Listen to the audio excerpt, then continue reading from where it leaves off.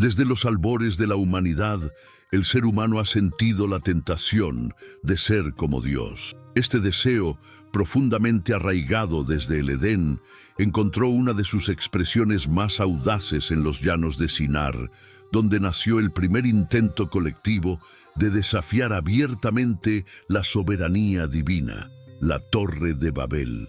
El relato se encuentra en Génesis 11, y aunque es breve, su significado es vasto. Tras el diluvio, los descendientes de Noé se multiplicaron y encontraron una llanura fértil. Allí decidieron establecerse y construir una ciudad y una torre cuya cúspide llegue al cielo. La intención no era simplemente arquitectura, era teológica. Hagámonos un nombre, dijeron. Querían dejar de depender de Dios, querían suplantarlo. Este acto de rebelión colectiva no pasó desapercibido. Dios descendió para ver lo que los hombres hacían. En una muestra de juicio, pero también de misericordia, confundió sus lenguas. Así nació la diversidad de lenguas humanas y con ella la dispersión de los pueblos. La torre quedó inacabada, la ciudad fue abandonada y Babel se convirtió en símbolo eterno de confusión y orgullo caído. Muchos estudiosos consideran este evento el primer juicio global registrado después del diluvio. No fue una destrucción física masiva, pero sí un colapso cultural, espiritual y organizacional. Babel no cayó por falta de recursos ni por enemigos externos, sino por el juicio divino sobre una ambición que pretendía desplazar a Dios del centro. Este evento nos enseña que cuando una nación o un imperio naciente construye sus estructuras sobre el orgullo y la autosuficiencia espiritual, la caída es inevitable, no importa cuán grande sea su tecnología, su riqueza o su unidad. Si Dios no es el fundamento, todo se dispersa. Si hubo alguna civilización que personificó el poder terrenal y la idolatría espiritual, fue Egipto. Durante siglos fue la superpotencia del mundo antiguo, famosa por sus pirámides, su conocimiento, su riqueza y sobre todo por su religión politeísta que permeaba cada aspecto de la vida. Los faraones eran vistos como dioses vivientes. Su palabra era ley y su trono intocable. Pero cuando Israel se convirtió en esclava en esa tierra, el conflicto espiritual escaló. El libro del Éxodo nos cuenta cómo Dios levantó a Moisés como libertador. La confrontación no fue solo entre Moisés y Faraón, sino entre el Dios de Israel y el panteón egipcio. Cada una de las 10 plagas fue una afrenta directa a los ídolos de Egipto.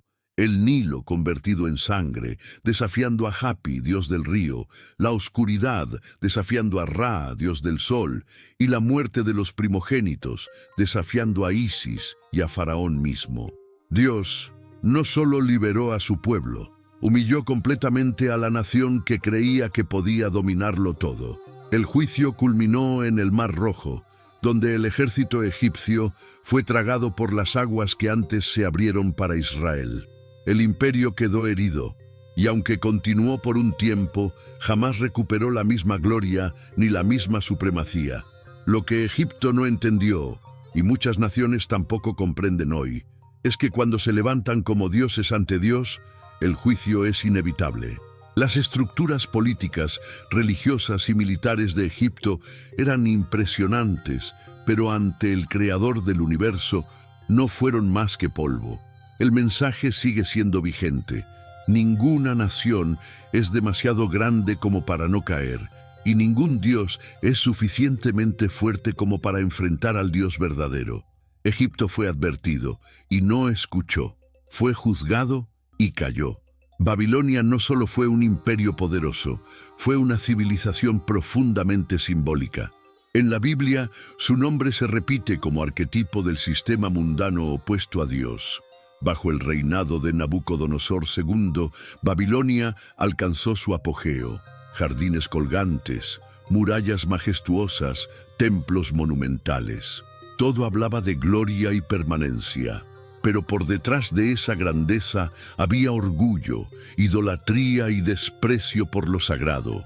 El profeta Daniel, llevado cautivo a Babilonia, fue testigo del ascenso y del juicio de este imperio. En el capítulo 4 del libro de Daniel, Nabucodonosor camina por su palacio y declara: ¿No es esta la gran Babilonia que yo edifiqué con mi poder y para gloria de mi majestad?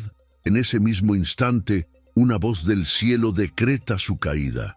El rey es humillado, pierde la razón y vive como una bestia hasta que reconoce que el Altísimo gobierna. Pero Babilonia no aprendió. Años después, bajo el reinado de Belsasar, el juicio final llegó. En una noche de fiesta y blasfemia, donde se usaron los vasos sagrados del templo para brindar a los ídolos, una mano invisible escribió en la pared: Mene, Mene, Tekel, Parsin. Daniel interpretó las palabras: Tu reino ha sido pesado y hallado falto. Esa misma noche, el imperio cayó ante los medos y persas, sin guerra, sin resistencia, un juicio certero y repentino. El mensaje que deja Babilonia es claro: cuando una nación se embriaga de poder y se olvida de Dios, su ruina es solo cuestión de tiempo. La historia puede embellecer los imperios, pero Dios pesa los corazones. Babilonia brilló como oro, pero fue rota como barro. Tiro fue una joya comercial del Mediterráneo. Esta ciudad-estado fenicia dominaba as rotas marítimas, negociava com reis e acumulava riquezas incomparáveis. Seus navios eram os mais avançados da época. Seus mercados, abarrotados de especiarias, pedras preciosas e artesanatos finíssimos. Mas junto com a prosperidade veio a soberba, e com a soberba, o desprezo por Deus. O profeta Ezequiel dedicou capítulos inteiros ao julgamento de Tiro. No capítulo 28, ele revela não apenas uma crítica econômica ou política, mas uma acusação espiritual profunda. O rei de Tiro é descrito como alguém que se viu como Deus entre os deuses, assentado no trono divino. Ele é comparado a um querubim ungido, perfeito em beleza, até que a iniquidade foi achada nele. Essa descrição vai além do rei histórico. Muitos estudiosos veem ali uma dupla aplicação ao rei humano e à figura de Satanás, indicando como o orgulho espiritual pode transformar alguém em símbolo da rebelião suprema. Deus anuncia então a queda de Tiro. Os mares rugirão, os navios lamentarão, os mercadores chorarão sua ruína. Alexandre, o Grande, viria séculos depois para cumprir essa profecia com precisão espantosa, destruindo a cidade continental e construindo uma estrada até a ilha com os próprios escombros, exatamente como profetizado. Tiro caiu não porque fosse fraca, mas porque se exaltou. Sua confiança na riqueza, no luxo e no poder marítimo foi sua perdição. E o julgamento veio para mostrar que nem o ouro, nem os portos podem proteger contra o juízo de Deus. Hoje Tiro é um lembrete. Quando uma nação faz do comércio seu Deus e da vaidade seu trono, Deus observa e pesa. Antes que existieran impérios como Egipto ou Babilônia, já havia ciudades que haviam cruzado límites morales insoportáveis ante los ojos de Deus. Sodoma y Gomorra, ubicadas en la fértil llanura del Jordán, eran prósperas, seguras, pero profundamente corruptas. Su pecado fue tan intenso que llegó hasta el cielo, y Dios mismo descendió para verificarlo, según Génesis 18. El juicio que se desató sobre estas ciudades es uno de los más temidos y citados de toda la Biblia. No hubo ejércitos, ni pestes, ni hambre. Hubo fuego, fuego que llovió del cielo. Una destrucción total, rápida y definitiva. Pero lo más impactante no fue el castigo, sino la causa. Muchos reducen el pecado de Sodoma únicamente a la inmoralidad sexual. Pero Ezequiel 16:49 amplía la perspectiva. He aquí que esta fue la maldad de Sodoma, soberbia, saciedad de pan y abundancia de ociosidad. Y no fortaleció la mano del afligido, y del menesteroso. La corrupción moral era solo una manifestación externa de una enfermedad más profunda: egoísmo desenfrenado, indiferencia hacia el prójimo, rechazo absoluto a la voz de Dios. Abraham intercedió. Dios buscó justos. Lot fue rescatado. Pero las ciudades ardieron, porque cuando una sociedad entera abraza la oscuridad y se burla de la luz, el juicio no es solo posible, es necesario. Sodoma y Gomorra son hoy advertencia y espejo. ¿Cuántas ciudades actuales caminan por la misma senda? ¿Cuántos pueblos justifican su pecado en nombre de la libertad mientras cierran sus corazones a Dios? El juicio divino puede tardar, pero siempre llega. Roma no fue simplemente un imperio más, fue el más vasto, organizado y duradero del mundo antiguo. Su sistema legal, sus caminos, su arquitectura, su ejército, todo apuntaba a una civilización que parecía invencible. Pero junto con su esplendor, también vino una arrogancia brutal, la adoración al César, la explotación de los débiles y, más adelante, la persecución feroz contra los cristianos. Cuando Jesús nació, Roma gobernaba Palestina. Fue bajo sus leyes que fue crucificado. Y después de su resurrección, sus seguidores fueron cazados por las calles, arrojados a las fieras en los coliseos, torturados y ejecutados públicamente. Nerón, uno de los emperadores más crueles, culpó a los cristianos del incendio de Roma y los usó como antorchas humanas. El mensaje del Evangelio era una amenaza para un sistema que se creía eterno. Pero Dios no guarda silencio. Aunque permitió que Roma fuera instrumento de expansión del Evangelio, gracias a sus caminos, leyes y relativa estabilidad, también decretó juicio.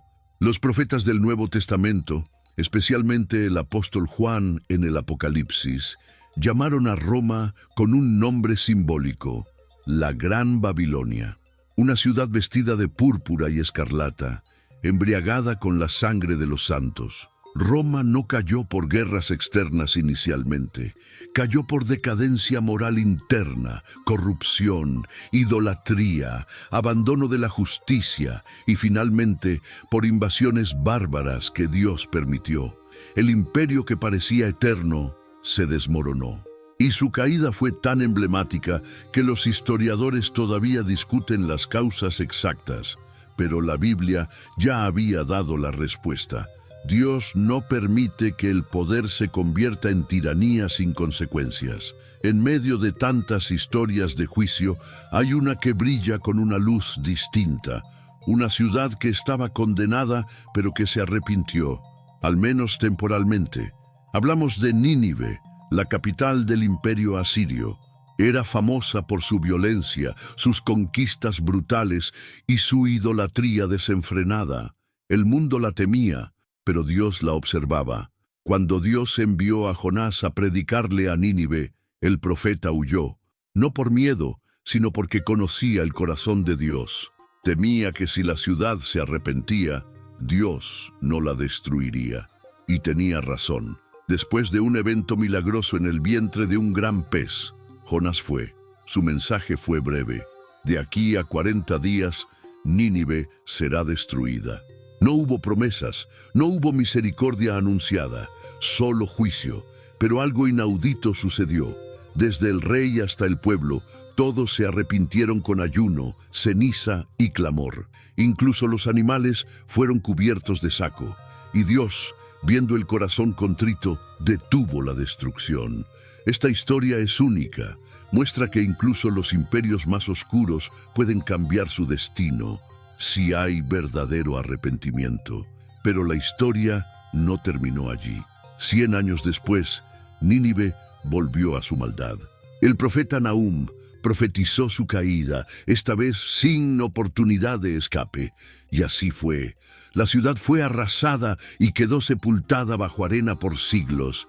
Nínive enseña que Dios es lento para la ira, pero justo, que da oportunidades, pero no juega con el pecado. Un imperio puede salvarse si su corazón se quebranta, pero si vuelve a endurecerse, el juicio llegará con fuerza redoblada. Talvez o exemplo mais chocante de juízo divino sobre uma nação seja Jerusalém, a cidade santa, o centro da fé, o lugar do templo, onde Deus habitava entre os homens. Mas ser escolhida não era garantia de impunidade. Pelo contrário, o chamado de Israel exigia santidade, justiça e fidelidade. Quando o povo se afastou, o juízo veio e foi devastador. Durante séculos, Deus enviou profetas, Isaías, Jeremias, Ezequiel, entre outros, para advertir sobre os caminhos tortuosos de Judá e Israel. Idolatria, opressão dos pobres, aliança com nações pagãs, abandono da Torá. Em vez de se arrepender, o povo zombou, perseguiu e matou os mensageiros. Então veio a Babilônia. Nabucodonosor cercou Jerusalém, destruiu os muros, queimou o templo e levou o povo cativo. Os salmos daquele tempo são marcados pela dor. Junto aos rios da Babilônia, nos sentamos e choramos ao lembrar de Sião. Mas o juízo não foi só físico, foi espiritual. A glória de Deus, segundo Ezequiel, se retirou do templo. A cidade que deveria ser luz para as nações havia se tornado trevas. Séculos depois, após o retorno do exílio e a reconstrução, Jerusalém novamente rejeitou o chamado. Jesus chorou sobre ela. Jerusalém, Jerusalém, que matas os profetas. Quantas vezes quis eu reunir teus filhos, como a galinha junta seus pintinhos debaixo das asas, e tu não quiseste. No ano 70 d.C., os romanos, liderados por Tito, destruíram a cidade e o segundo templo. Mais uma vez, o juízo caiu. Não por falta de amor divino, mas por rejeição persistente ao arrependimento. Jerusalém ensina que o privilégio espiritual não anula a responsabilidade espiritual e que Deus, mesmo sendo paciente, também é justo. Muchos creen que el juicio divino es cosa del pasado, que ya no se manifiesta como antes, pero ¿y si aún ocurre? ¿Y si las naciones modernas, con sus avances tecnológicos, sus leyes autónomas, su rechazo a los valores espirituales, están caminando por el mismo sendero que Egipto, Babilonia o Roma? Hoy vemos gobiernos que promueven abiertamente la inmoralidad, sociedades que normalizan la injusticia, economías que oprimen al débil, medios que ridiculizan lo sagrado. Se levantan torres ideológicas tan altas como las de Babel, confiando en el poder humano más que en Dios. Pero la Escritura es clara: la justicia engrandece a una nación, pero el pecado es afrenta de las naciones. Proverbios 14:34. El juicio de Dios hoy no siempre viene con fuego del cielo o ejércitos enemigos. A veces viene en forma de caos moral, confusión política, colapso económico, violencia desbordada o una sequedad espiritual total. Dios muchas veces retira su mano, y eso basta para que todo se desmorone. El libro del Apocalipsis nos habla de un sistema mundial, una nueva Babilonia, que será juzgado al final de los tiempos. Una estructura que comercia con cuerpos y almas humanas, que persigue a los santos y se embriaga de poder. ¿Está esa Babilonia ya en gestación? El llamado hoy es a discernir, a no confiar en el poder, en el dinero, en la fama, ni en la estabilidad humana. Porque la historia ha probado una y otra vez que sin Dios ninguna nación permanece, y el juicio, cuando llega, no se detiene. Ao longo da historia, vimos imperios erguerem e caírem, vimos cidades gloriosas virar en pó, vimos o juízo de Deus varrer civilizações inteiras. Mas também vimos sua misericórdia, paciência e amor infinitos. Porque o Deus que julga é o mesmo que salva. Nenhum desses juízos foi sem aviso. Nenhum ocorreu sem que antes houvesse um chamado ao arrependimento. Deus sempre levantou profetas, sempre deu tempo, sempre ofereceu um caminho de volta.